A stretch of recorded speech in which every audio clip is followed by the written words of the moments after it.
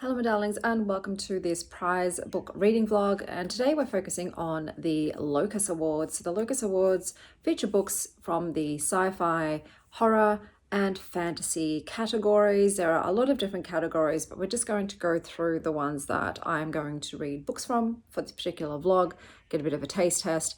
So we've got the sci-fi novels.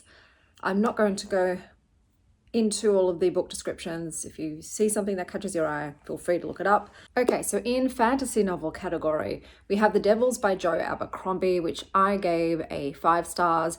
This is about a group of misfits. Pretty much a priest is tasked with delivering a princess to safety, and he is given a band of criminals to get him there.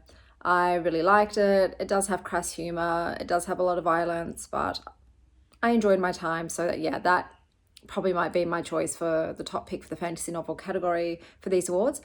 We've got The Tomb of Dragons by Catherine Addison. Haven't read it. Lessons in Magic and Disaster. I feel like I have actually read that and DNF'd. If I'm wrong, I'll correct myself. A Drop of Corruption by Robert Jackson Bennett. So I did read the first one. I thought it was okay. I wasn't going to read this one, but this one might be coming up on a few different awards, so I thought, you know what, sure. So I'm going to read this one for this vlog. We've also got The Everlasting by Alex E. Harrow. Okay, yeah, that was also a 5 star, I think, as well for me. So that's about a knight and a scholar whose love transcends time and crosses through time, and it's about myth and storytelling and monsters and heroes. It's a romance as well, very much a romance story. Fantastic book. The Raven Scholar. Okay, you know what? No, that's my pick. I'm going with The Raven Scholar by Antonia Hodgson. This was fantastic. This is about, once again, an academic.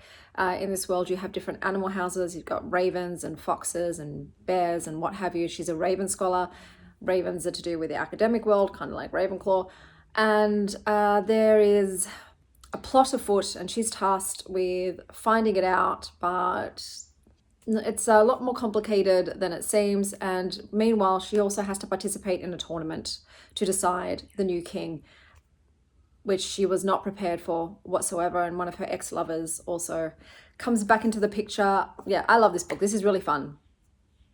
And that would be my choice for the fantasy novels category, unless Drop of Corruption can take the lead. I don't think it will, but I want to try it out anyway.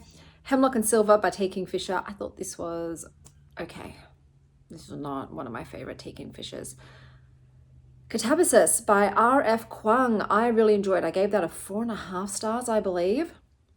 And that's about a woman and her arch rival, academic arch rival, who must go into the pits of hell to retrieve their professor so that they can get good recommendations from him.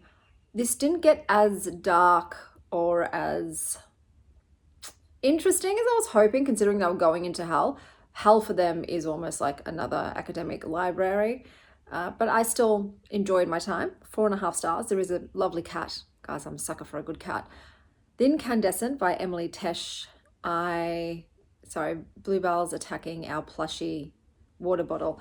Petey the Platypus was getting killed by Bluebell. The Incandescent, yes, I did DNF this. This one just didn't interest me. And then we have Queen Demon by Martha Wells. I think this is a sequel. I read Witch King.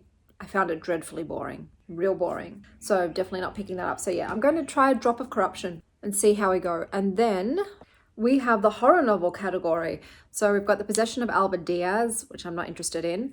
Spread Me by Sarah Gailey. I gave this a 3 star. This is a horror, sci-fi, erotica, set in space, and it involves a contagion. She's really into viruses, and this virus knows how to penetrate deep. That's all I'll say for that one. King's Sorrow by Joe Hill. I will be reading that because I'm also reading that currently for the Bram Stoker Award as well. So that's going to do double the duty. I can't even remember what that's about, but I said it in the Bram Stoker blog, but you'll hear about it again when I review it. The Buffalo Hunter by Stephen Graham Jones. I did DNF, just the writing style wasn't for me, but that is a very popular book. The Library at Hallabor by Cassandra Core. I think I gave this like a 3.25 if I recall. I loved Cassandra Core's The Salt Grows Heavy. I never read the title of that book. And then I've been like looking for that ever since again, and she doesn't always deliver. Her writing is very lyrical, like dense molasses purple prose, which puts a lot of people off. This one was set at a school where the faculty have now turned on the students and are trying to devour and eat them, and they've sought refuge in the library, but they're not alone in the library.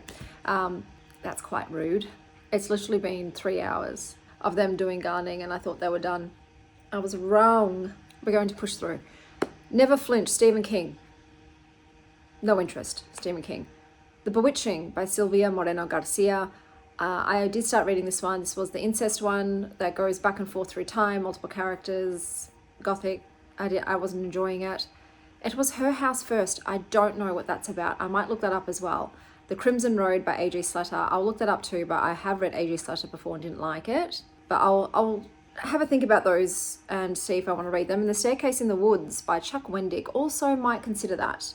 I might be reading 4 from the horror category. I'm just going to look them up and decide and see how quickly I can get them at my library. I'm also then going to be reading from the first novels category, so debut. I have got A Song of Legends Lost by M.H. Ayind. Don't know, Aynd. I'll be reading that. This is a big book, almost 600 pages.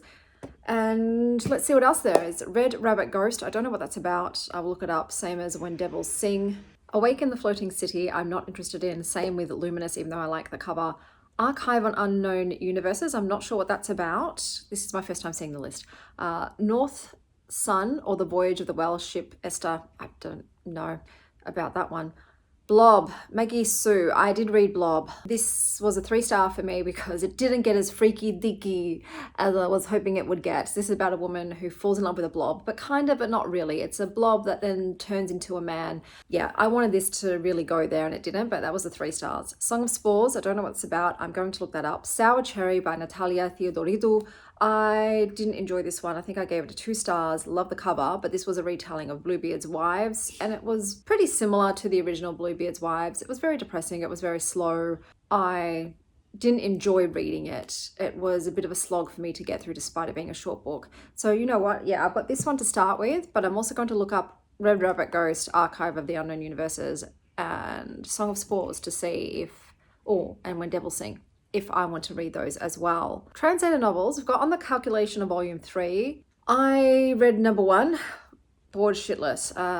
It's a time loop story, kind of like Groundhog Day, but really boring to me. The Unworthy by Agustina Basterica. That was 2-something stars for me. It was about a convent of nuns set in a very dystopian, futuristic world where it's hard to live, and they get off on very sadistic practices. I didn't enjoy it. The Midnight Shift by Cheon Seonran. I did DNF this one. The Midnight Timetable by Bora Chung. I also DNF'd. Red Sword by Bora Chung. I'm probably not going to read. Bora Chung isn't my style of author. Ice by Jacek Dukaj. I have not read. I'll look that up. Same for Blood for the Undying Throne. Vanishing World by Sayaka Murata. I did start reading. It's about a world where people don't have sex anymore. It's very taboo to have like physical sex. Everyone's artificially inseminated. Sayaka Murata though is a bit icky for me. She goes in icky territory. So I did start it, didn't like where it was going, DNF'd. Dengue Boy, I have no interest in. And The Wax Child by Olga Raun, I have read. What did I give that? I think I gave that a 2.75 or a 3 if I was generous. And that's about the witch trials, and one of the witches makes this wax child, and we're in their POV. It was just written in a very confusing, convoluted way. I didn't connect to the story, didn't enjoy it. Now we've got novellas, and I'm going to be focusing most of my attention on this category. So we've got The Orb of Karaido by Catherine Addison, which I have not read. I will try and read that. So this is all contingent on my library having these books. The River Has Roots by Amal El-Matar. I gave that a 3.5 star. It's a very lyrical writing. It was about 2 sisters and fae and horrible men and bargains struck, very dreamlike. What Stalks the Deep by T. Kingfisher. This was the 3rd in her series, and I decided to stop it there. It's about a detective. I think they were non-binary. They just go solving crimes in sleepy woods, very gothic tone. Yeah, I just didn't care anymore. This series was like a 3-star series for me. So on the third one, I decided to lay it to rest. Cinder House by Freya Mask. I gave it 3 stars. This was a Cinderella retelling in which the stepmother kills Cinderella, and Cinderella is now a ghost haunting her father's house. And then one day she meets a fairy godmother and a prince, and things get a bit kinky with some voyeurism. The ending killed this book for me. I was really enjoying it until it ended, and I'm like, this is a bullshit ending. So that's what dragged it down to a 3.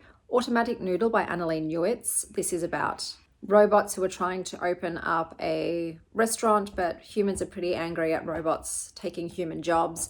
I DNF this book. Making History by KJ Parker. Haven't read, have already reserved that at the library. Same with Psychopop and Circumstance by Eden Royce, so they're coming. Lives of Bitter Rain by Adrian Tchaikovsky is part of a series. So I haven't read the series, so I won't be reading this one. Same with A Mouthful of Dust by Nebo. I've read 2 in, is this a Singing Hills series? One was decent, one was just mid. And I decided I don't have any interest in continuing on with the series. Murder by Memory by Olivia Waite. I have already read. I'll put my rating here. I'm not even going to guess. I think it was in the 3-star range. This was just a very cozy, quaint whodunit in a world where people live on because they put their consciousness sort of in books. They store it in an archive and then they put it back into a body, and then that body gets old, and when it's about to die they take the consciousness out and they can continue living on. And someone gets murdered for real on the ship and they're like, who would kill someone? That was decent. So yeah, but I will see you next time once I've read something from this list. And I also know definitively what my library has and what I will be taste testing and attempting. I'm kind of optimistic because, well, with the fantasy category, there were so many 5-star books for me in that one. So I think maybe we might have similar tastes. So fingers crossed, but yeah, I'll see you soon. Hello. Hello, cutie. Is that comfy? Is that a comfy position?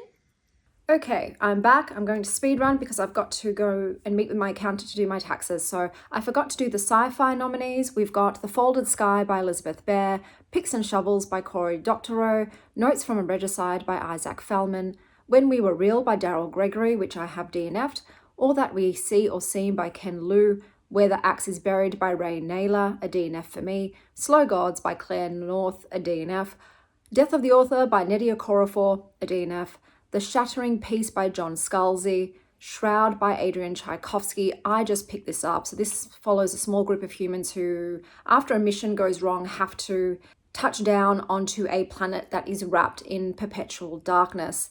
The lights are out, but somebody's home. This was giving me Rendezvous with Brahma feels, but I found it so goddamn dry and drawn out and slow and laborious and tedious, and I just didn't care about the characters. So I did end up DNFing this book. But those were the sci-fi options. I did pick up Shroud to try. It wasn't for me. With the fantasy novels, I picked up A Drop of Corruption by Robert Jackson Bennett. No blue. This is a biopunk fantasy mystery. In this one, you've got a crime-fighting duo. The woman is a foul-mouthed, homebody Sherlock Holmes type. She's super smart. She's a very schmatty pants, but she doesn't like going out into the field to gather evidence, so she sends her bisexual disaster sidekick Dinos to gather information, as he has an augmented perfect memory. In this world, people are augmented, which is created by, they use parts of these dead leviathans in their world to create enhancements for people, and his one is a perfect memory. This one is a locked room mystery that involves a government guy who has vanished and is presumed dead. He was killed in a sealed building, so they're trying to figure out how did someone get in, kill him, take his body out. And we've got, the genius detective Anna leading the way, and she's like, this guy definitely has been murdered and this is how it is done. But the person she's up against seems to be also incredibly smart and seems to have a master key. He gets in everywhere. I don't love this. The first one was a 3-star for me. I'm just not a very big murder mystery person in general. This one doesn't have any on-page intimacy. If you're thinking, Daniels is getting around, he does, but there is no romance sex scenes in this book. Yeah, I'm just not into it, not into this series, so I did DNF this one. With the horror novels, I am picking up It Was Her House First by Cherie Priest, and also The Staircase in the Woods by Chuck Wendig. So I will be trying those as well in this vlog. With the novellas, The Orb of Kairado is set in the Goblin Emperor world. I read The Goblin Emperor. I was bored to death. I have no interest in going back to this world. Making History, KJ Parker. I started reading it. It was too heavy on like linguistics or academics. Not interested. DNF that one. Psychopop and Circumstance by Eden Royce. I started reading this. This is set in the American South in the post-Civil War Reconstruction era. All of the main characters are Black, but this world does contain magic. The world building this was so sparse. Okay, it wasn't done. So there was like some magical creatures, but there was also electricity, but nothing was explained. I didn't make sense of the world. Nothing was explained. The main character too was just very repetitive. So in this one, she was going to go and see her aunt that she hasn't seen for years. And then on the day she finally decided at 21, she was going to go see her aunt. Her aunt's dead. So her aunt was estranged from her sister, which is the main woman's mother. And our main character, Fee, decides to hold a pomp. So a pomp is some sort of funeral rite, but we're not really explained about the pomp. When she decides to take it on, her mother is furious at her because supposedly if you don't do it right, you go to jail. And I'm like, what do you mean? Why? Why would you go to jail for not being able to do a proper funeral and wake? It didn't make sense of why there was so much weight on hosting a wake and funeral, and why if you don't do it right, you go to jail. It didn't make sense. So anyway, she goes back to her aunt's home to handle the task and prove that she's a big grown-up girl and she doesn't need to be under her mum's thumb anymore. But I just didn't care. I didn't care about this book. And like I said, poor world building, didn't understand the significance of the pomp and the stakes involved. So I did DNF that. So I won't be reading any more of the novellas. The next two I'll be picking up to talk about are the horror options. Look at her basking in the sunlight. Oh, you're so cute. Oh, yeah. And then Nova's up there.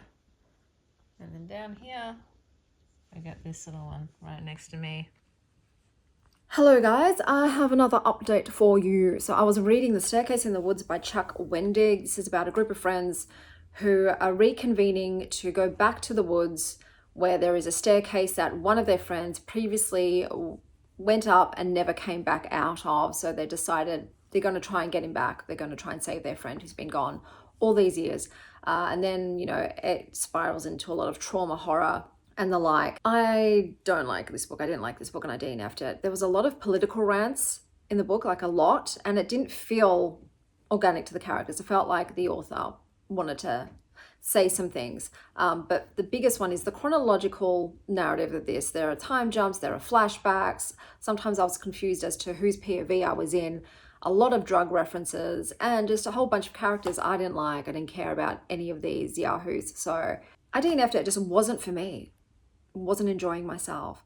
I've only got one more to try out for this awards vlog, and that is It Was Her House First by Cherie Priest. I'm going to go to the library to pick that up today, so I will tell you how I feel about it. Hopefully I finish it, but if not, that's the way the cookie crumbles. So I'll touch base with you soon.